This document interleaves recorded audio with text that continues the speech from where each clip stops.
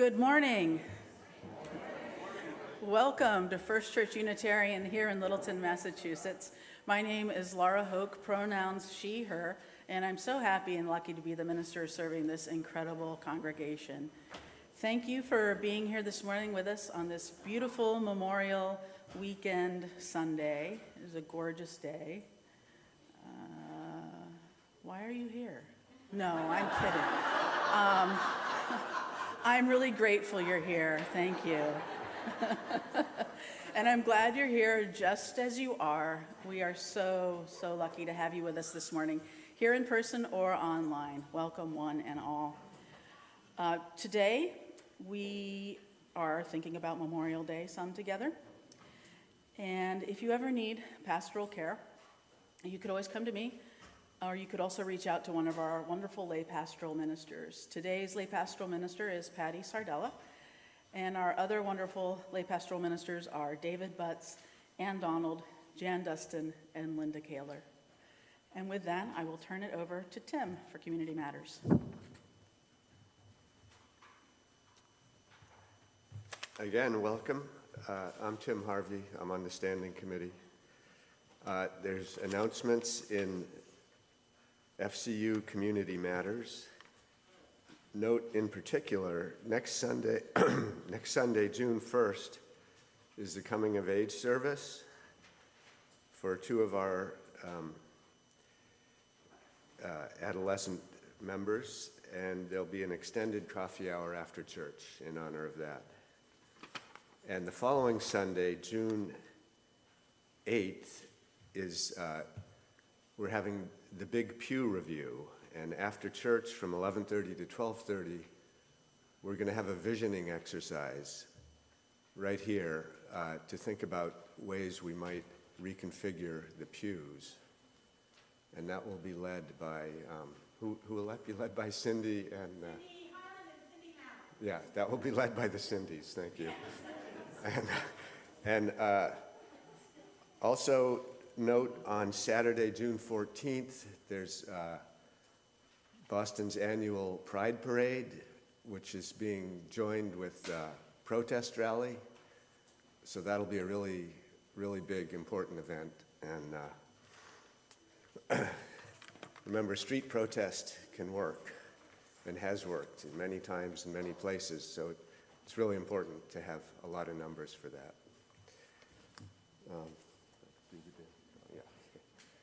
So, welcome.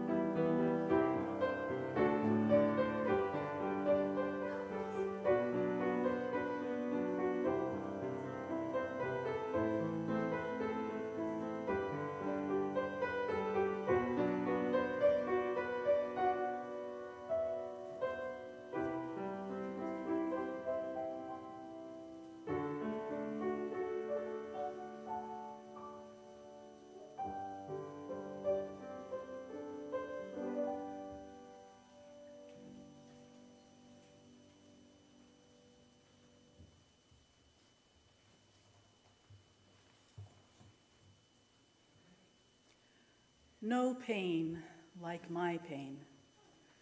No exile like my exile. No land like my land.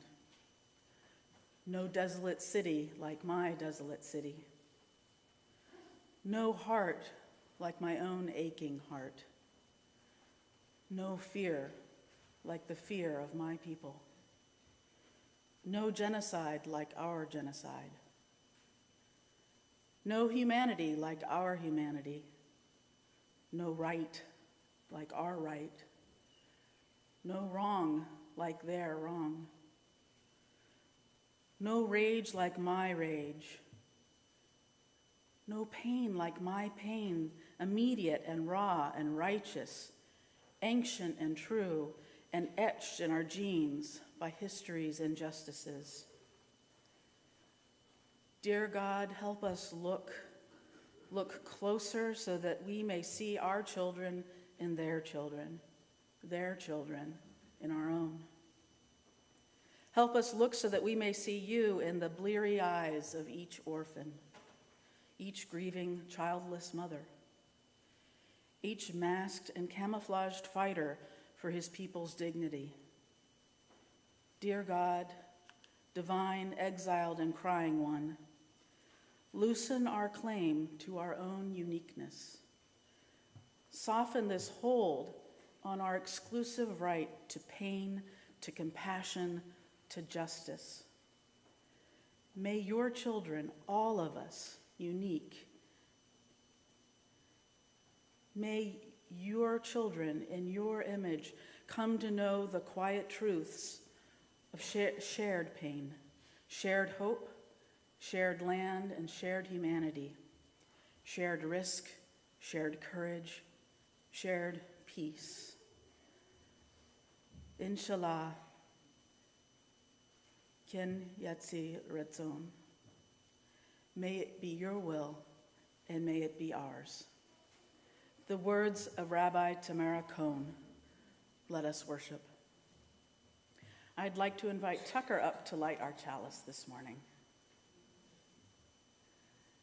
And as Tucker lights our chalice, please join me in saying the words of our covenant. Love is the spirit of this church, and service its law. This is our great covenant, to dwell together in peace, to seek the truth in love, and to help one another. Thank you. Please join me in our opening hymn. It's number 159 in the gray hymnal, but the words are also on the screens. It's "This Is My Song," and I invite you to rise in body or spirit.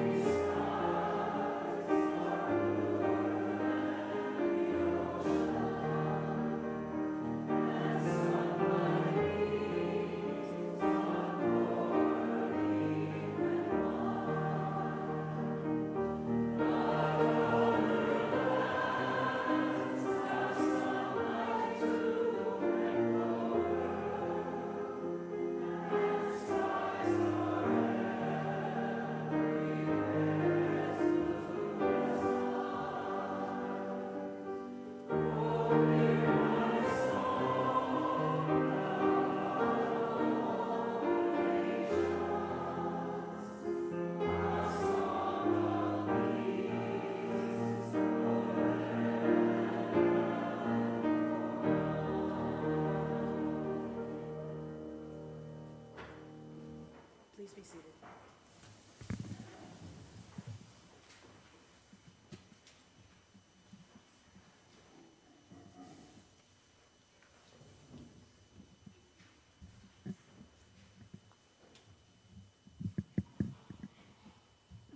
Okay, let's see. Can you hear me? Good, okay. This story is called The Bomb and the Gentleman, and my son, who's in his 30s, when I told him I was reading this, said, "Oh my God, that book had such an impact on me." So, it's by Umberto Eco. Once upon a time, there was an Adam. And once upon a time, there was a bad general who wore a uniform covered with gold braid.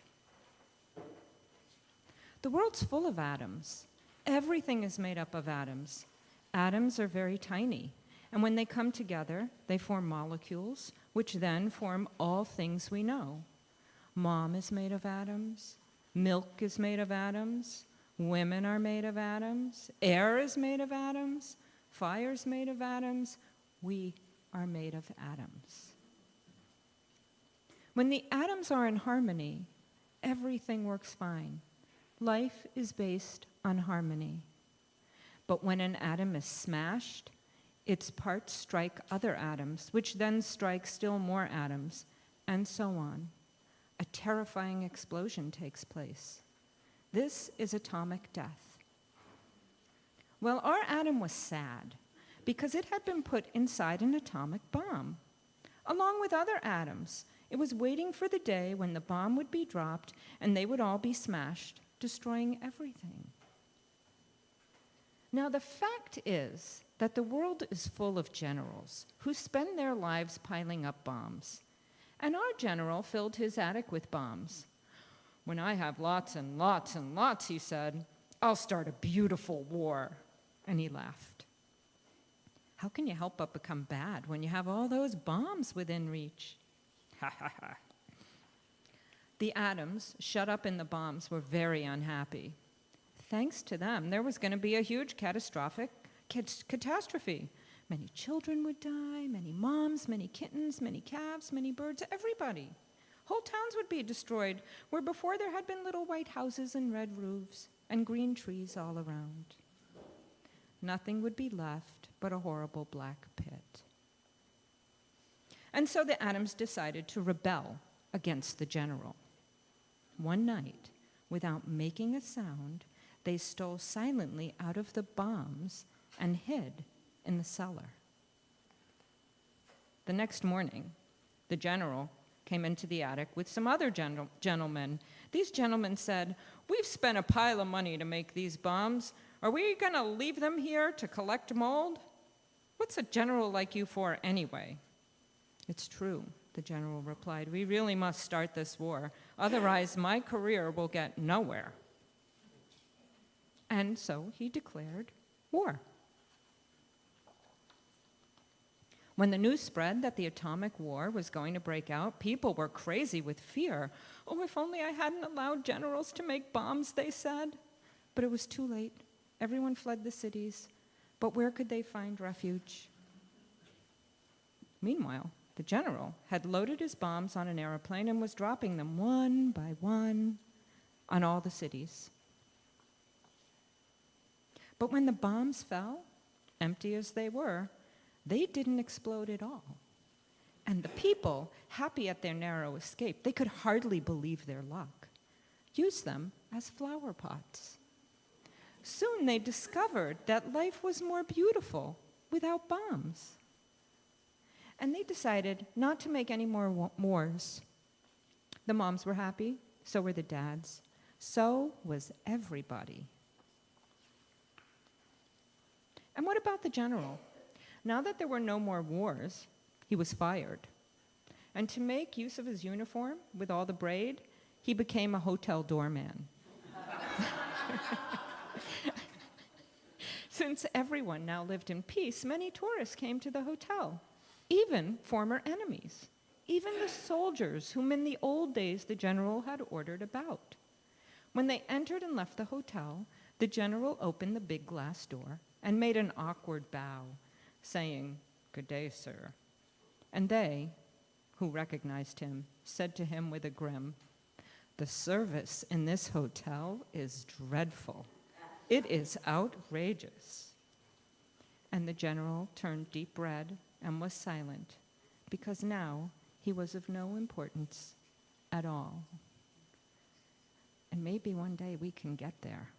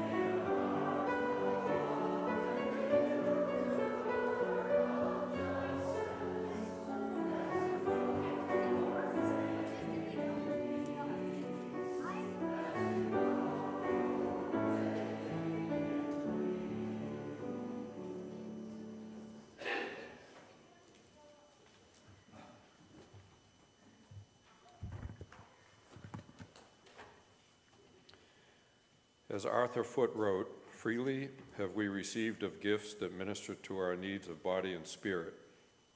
Gladly we bring to our church and its wide concerns a portion of this bounty." For those in the sanctuary, please put any cash or checks into the plates as they come around.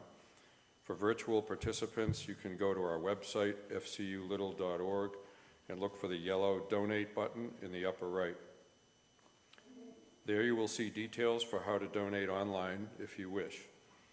You could also send a check to the church through the mail if you wish, to the attention of the Assistant Treasurer. The offering will now be given and received in grateful appreciation.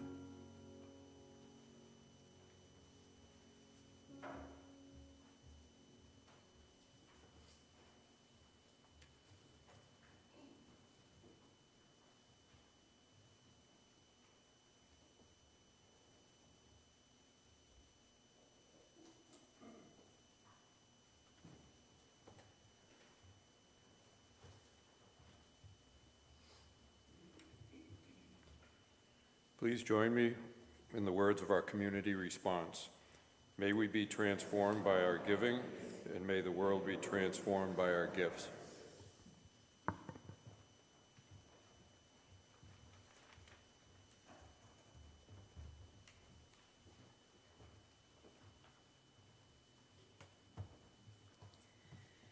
Many weeks, we have a special time that we call the Candles of Caring. This is an opportunity to share the cares dearest with you with this gathered beloved community.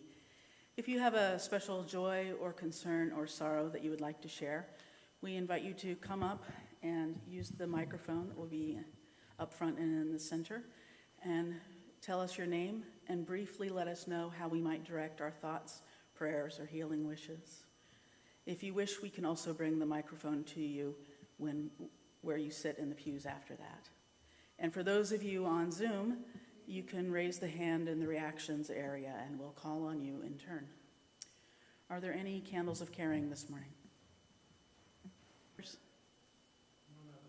Okay. Then I'd like to ask Roger to light one more candle and let this represent all the joys and concerns that are with us this morning, but that remain unspoken. Thank you. Please join with me in the spirit of meditation or prayer. Once again, we have come together in love and trust, sharing those cares dearest to us with this gathered beloved community. This morning, we think of all the casualties of war, and we pray for peace.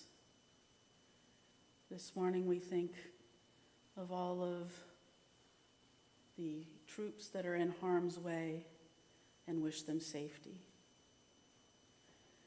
We wish for safety and peace in Gaza, safety and peace in Ukraine, and all around the world. We think of the 2 young Israeli embassy workers senselessly murdered in Washington, D.C., and wish for healing and comfort for their families and loved ones. For all of these and other joys, concerns, and sorrows spoken aloud, as well as those that remain unspoken, let us share together in a time of sacred silence.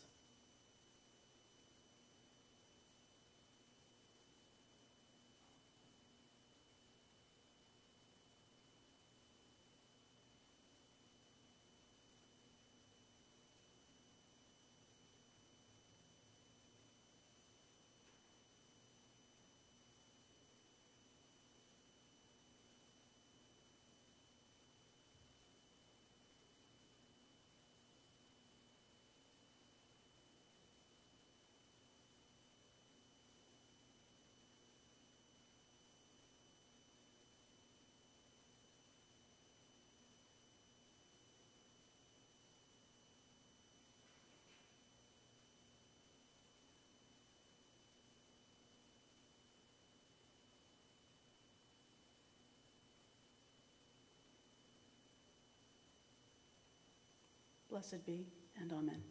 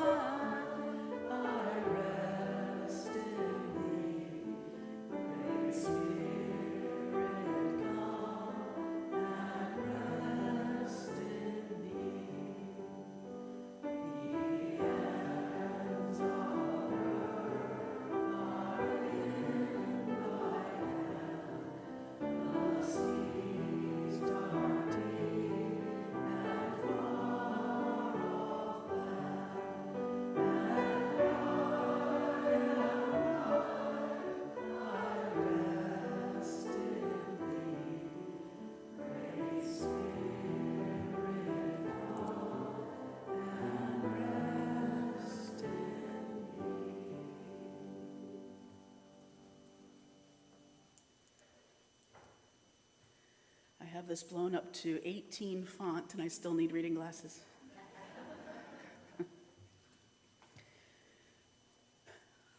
We were young. We have died. Remember us. We leave you our deaths. Give them their meaning. So wrote Archibald MacLeish in his poem, The Young Dead Soldiers Do Not Speak. Memorial Day is, of course, a federal holiday that's meant to remember all those U.S. soldiers, sailors, Marines, and airmen who died in any war or any military action. And the meaning of the holiday is often lost in the 3-day weekend, but I think it's important to remember. All told, since the War of the American Revolution, a grand total of approximately 657,000 U.S. troops have died in combat. And so, let us remember them today. These young people fought wars that our government, and therefore that we, the people, sent them to fight. We owe it to them to remember and to give their deaths meaning.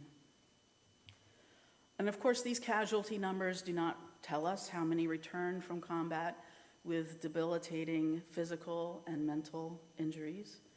These numbers don't tell the tale of prisoners of war or those missing in action, and they all deserve to be remembered, especially today. Memorial Day is also a good day to remember active service people, knowing that some of them are in harm's way right now, and all of them face the threat of being sent in harm's way. So it's a good day to pray for their safety if you are someone who prays.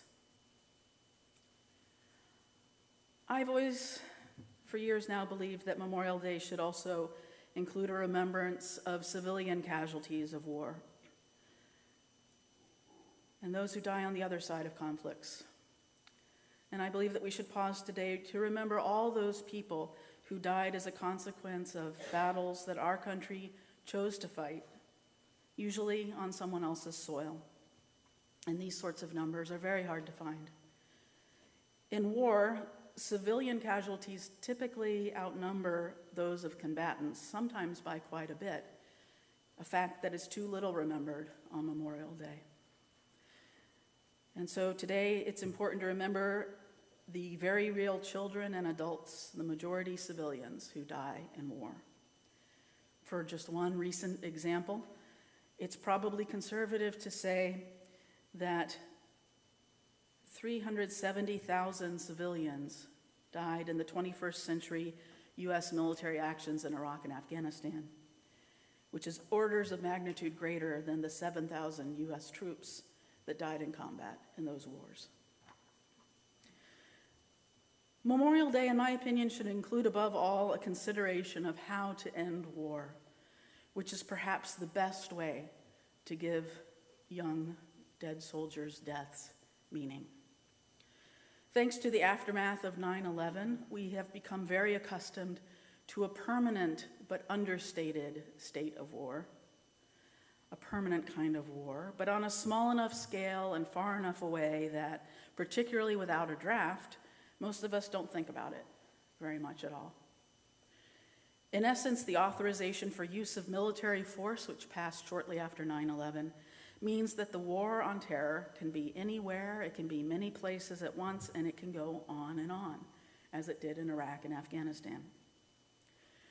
Did you know that we are still officially but quietly engaged in military action in Yemen, Somalia, and Syria? We are also providing military aid to many places, Ukraine and Israel among them. I think it's appropriate on Memorial Day to remember victims of war all around the world, whether the United States is directly involved or not. To quote the hymn we sang earlier, other hearts and other lands are beating with hopes and dreams as true and high as mine. And today we remember those other beating hearts in other lands too. Every human life is sacred. Every human life has inherent worth and dignity, and our faith calls us to act accordingly. And this Memorial Day, I find that as last year, I am especially thinking of the war in Gaza, sometimes called the war between Hamas and Israel. As you probably know, on October 7th, 2023, Hamas made a surprise attack on Israel, firing missiles from the Gaza Strip, and approximately 1,200 Israeli people were killed in those attacks, and 240 more were taken hostage by Hamas.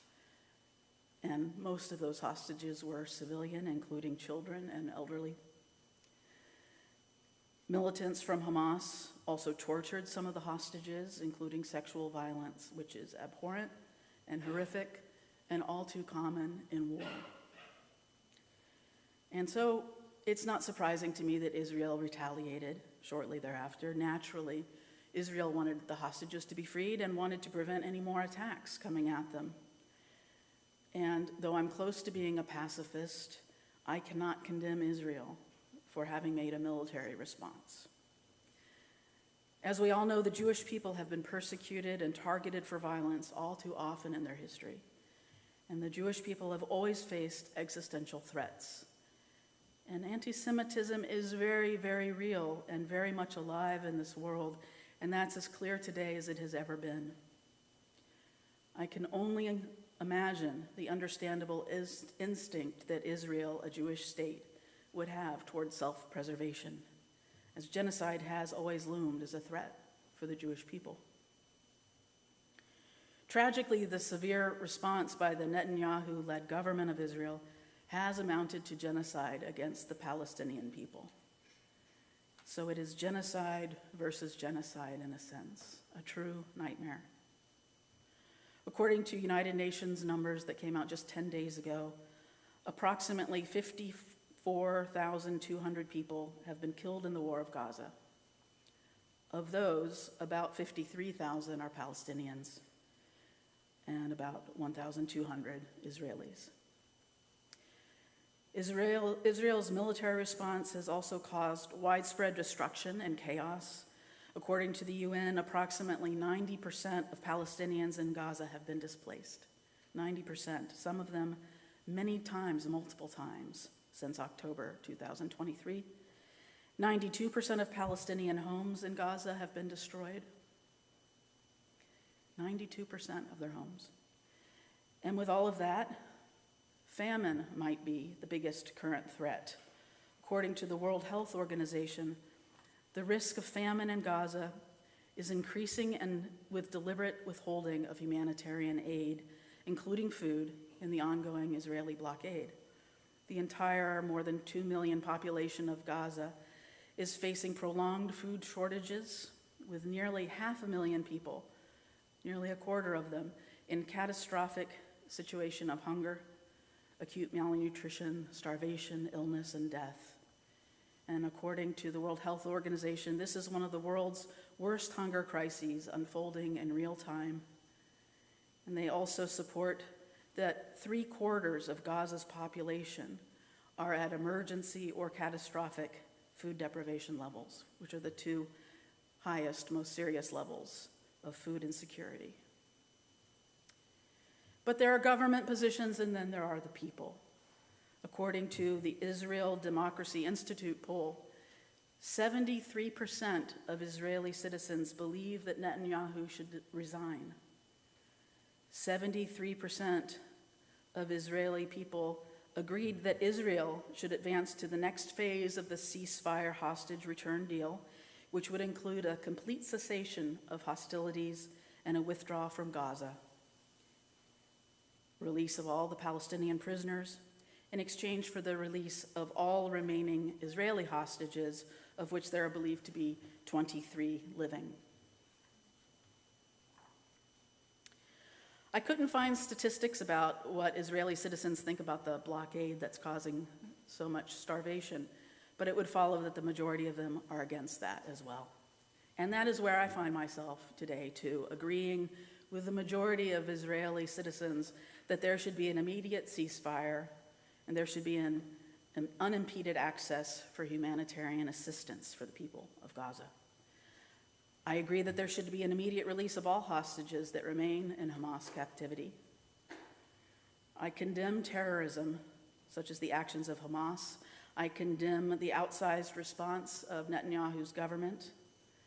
And I condemn anti-Semitism around the world. And it is not hard for me to hold all of these positions at the same time. They can coexist. Usually war comes down to fighting for something scarce or precious that both sides want, that seems like it can only belong to one side or the other. Sometimes it's oil, sometimes it's land. That's the case in Gaza. But is it ever really true that something can belong to just one side? Or is that just an illusion we have in our feelings of vulnerability and panic? Oil can be shared, land can be shared, and in fact, for long-term survival, as we know it, all resources will have to be shared. It's hoarding that is the enemy of peace. And there's all too much hoarding going on in our world. Hoarding of resources, hoarding of wealth. This is a recipe for never-ending unrest and war. And some wars, of course, have that element of retribution or revenge, like the post-9/11 US wars or the current war in Gaza. But wars of retribution and revenge seem to just go on and on, because when war is about revenge, it never feels like enough, because revenge is truly inherently unsatisfying. Because it doesn't really come down to oil or land, it comes down to human beings. And as Palestinian-American author Naomi Shihab Nye puts it, what if people are the holy land? And what if people are the only holy land? The good news this Memorial Day is that there's so much we can do to work for justice and peace in the world. Redirecting some of the trillions of dollars spent on war toward people in need would be one good and important way. Not spending the estimated $45 million on the upcoming June 14th military parade in Washington, D.C., and instead putting it toward those in need right here in the United States would be one good way. An emergency-level focus on building a sustainable and equitable economy could help to fill a void that would be left by moving away from a war economy. And so we can, in fact, if we have the will and the imagination, turn our swords into plowshares. And in fact, we'll have to if we don't want to perish together as fools, as Martin Luther King so famously put it.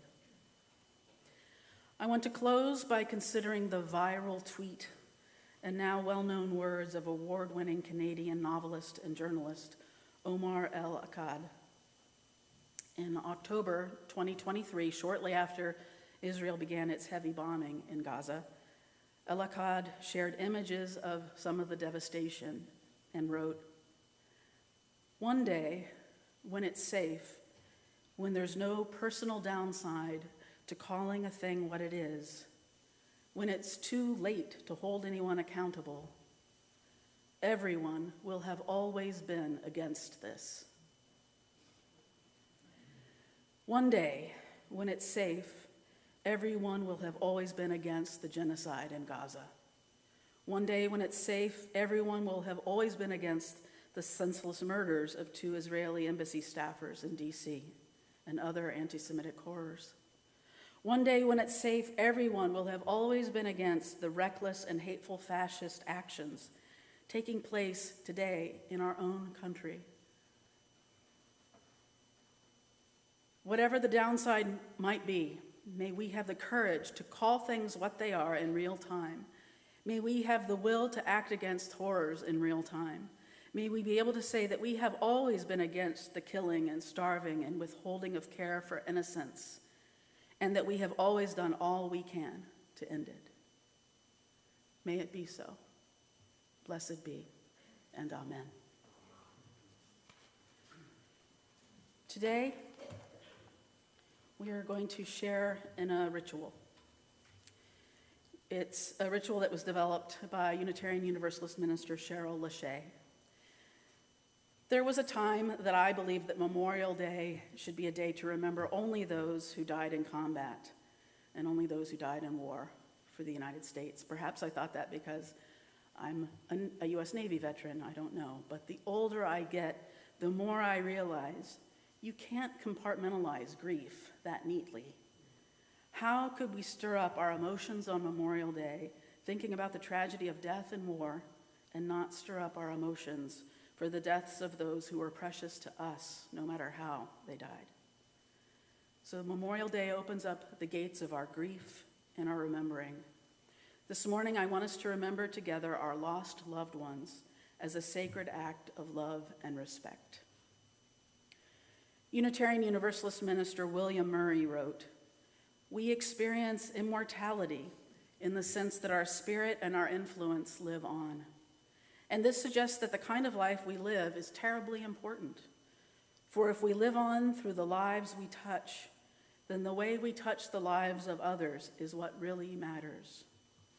In a word, it's precisely what we are able to give of ourselves and others that live on after we die. A fundamental truth of human existence is that we transcend death insofar as we live in and through each other. Our giving to one another has a ripple effect, like a stone thrown into the water. The ripples continue to be seen in ever-widening circles long after the stone has dropped from sight. So our lives may continue to influence the world long after we are gone."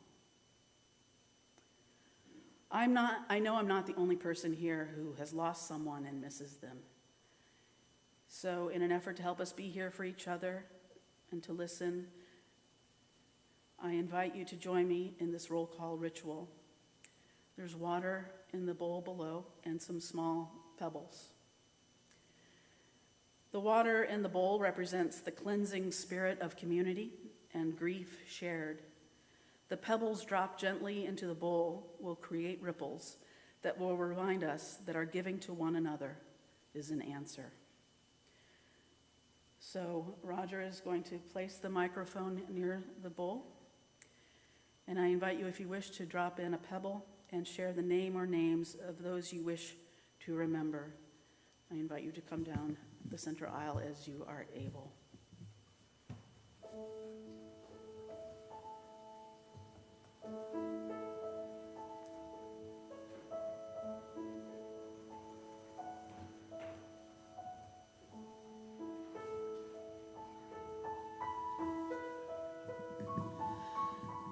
I wish to remember my father, Richard Hoke, and my brother, Kevin Hoke, and Adam Joshua, and for Molly, I wish to remember Christopher Lozeau.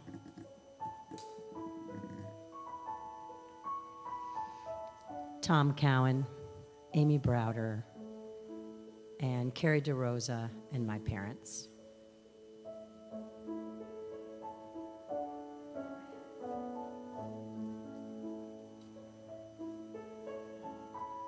Mary Catherine Dooley.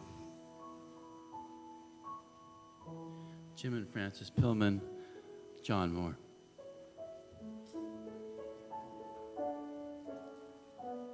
My mom and dad, Vartan and Anita Vartanian, and my nephew Douglas.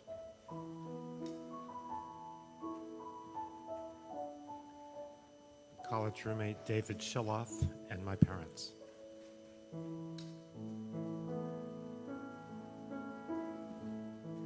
My brother Dick Lowe, who was a Navy veteran during the Vietnam War.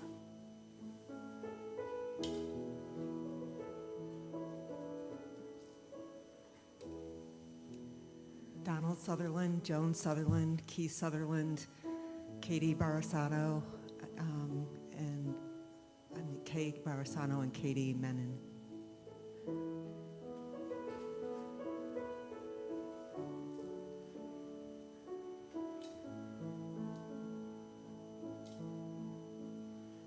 My namesake, Claire White, and her sister, Stacy White, and my beloved brother, Charles Farrington, and my mom.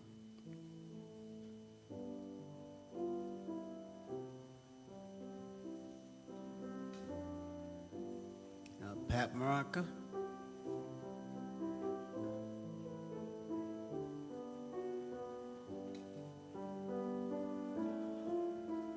Mike and Rita Malone, my parents, and my recently departed brother Paul.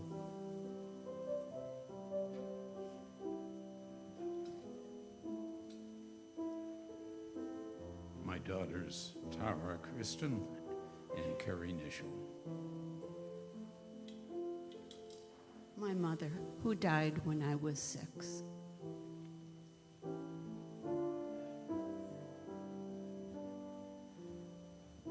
My mother, my father, who served with the Coast Guard, and I won't name them all, but 8 uncles, all in the same family.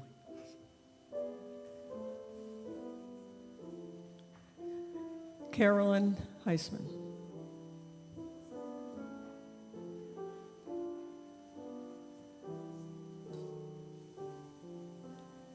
Army Private Angelo Tacci.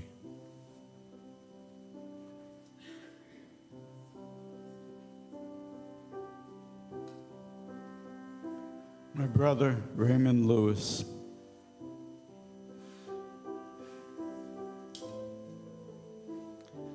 My wife, Carol Tillis.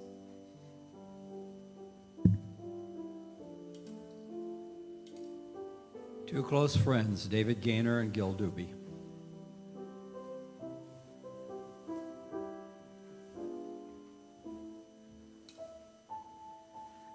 Both of my grandfathers, who were World War II veterans, Ken Herring Sr. and Frank Bazinski.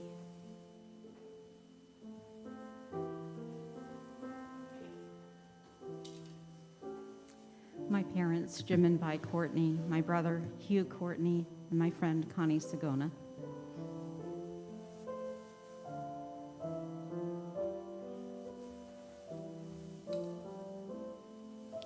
My parents, Marjorie Harvey and Henry Harvey.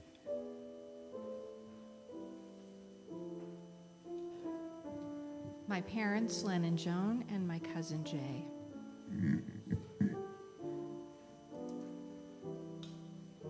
My mother, Virginia Cutler, and my sister, Carol Cutler.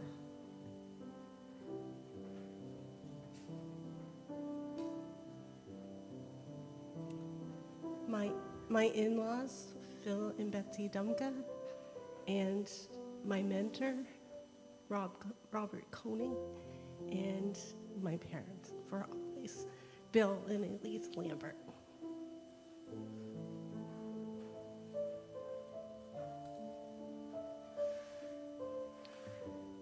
My parents, Catherine and Charles Benton, and my cousin, Christopher Bowden.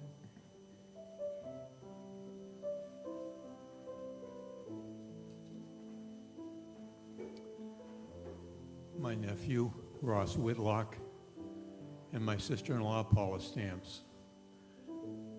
My cousin, David Bunker, who died in Vietnam, and all my aunts and uncles who served during World War II.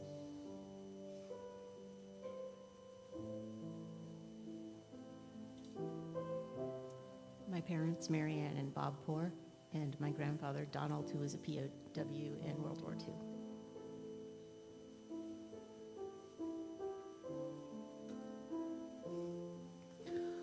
My friends, Ginger and my sister, Rebecca, who were my age, and my grandparents, and my uncle, who's buried in Arlington National Cemetery, and 2 students that I've worked with who died at age 10 and age 5.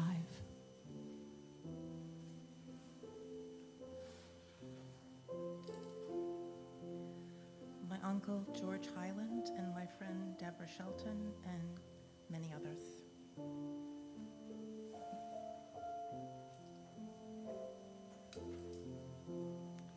My parents, Stan Louise Gillespie, and my wife's father, Leo Long.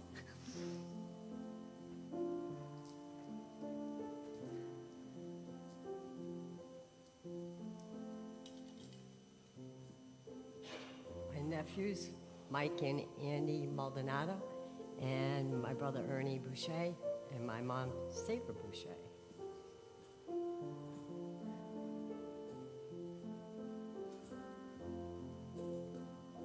Adam Leonard.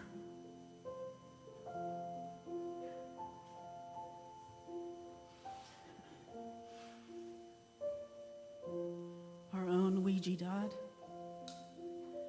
our own Jen Jacksa.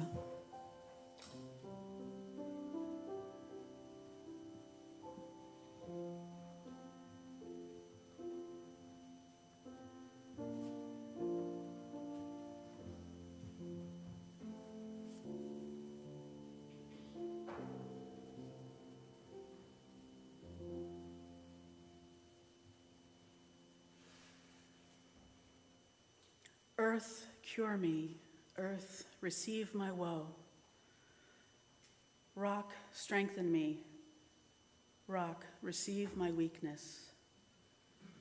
Rain, wash my sadness away. Rain, receive my doubt. Sun, make sweet my song. Sun, receive the anger from my heart.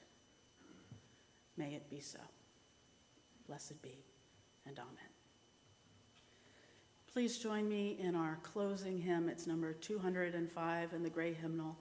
Lyrics also on the screens. It's Amazing Grace, and I invite you to rise in body or spirit.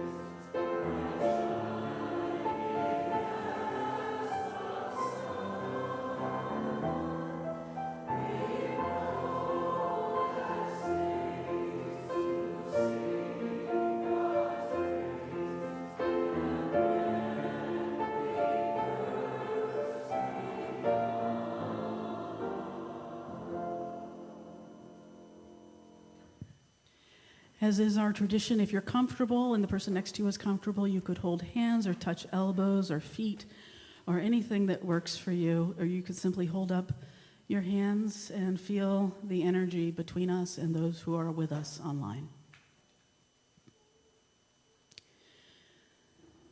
Loving, gentle, beautiful friends, today we think of those we have lost. Those ones we have lost that are so dear to us, and those that we never do who died in the madness of war. May we indeed be able to say that we have always been against the atrocities of war, and that we have always done what we could to work for the peace. May it be so. Blessed be, and amen. Please be seated.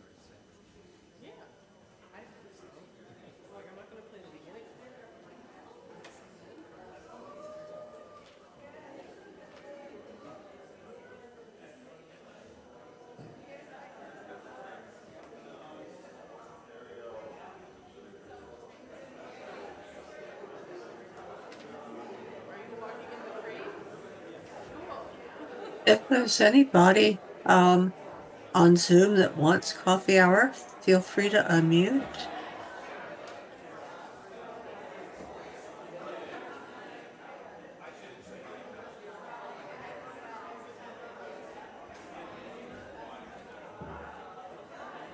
If not, coffee hour would feel a little weird with a membership of one. So that's love to all of you. Bye.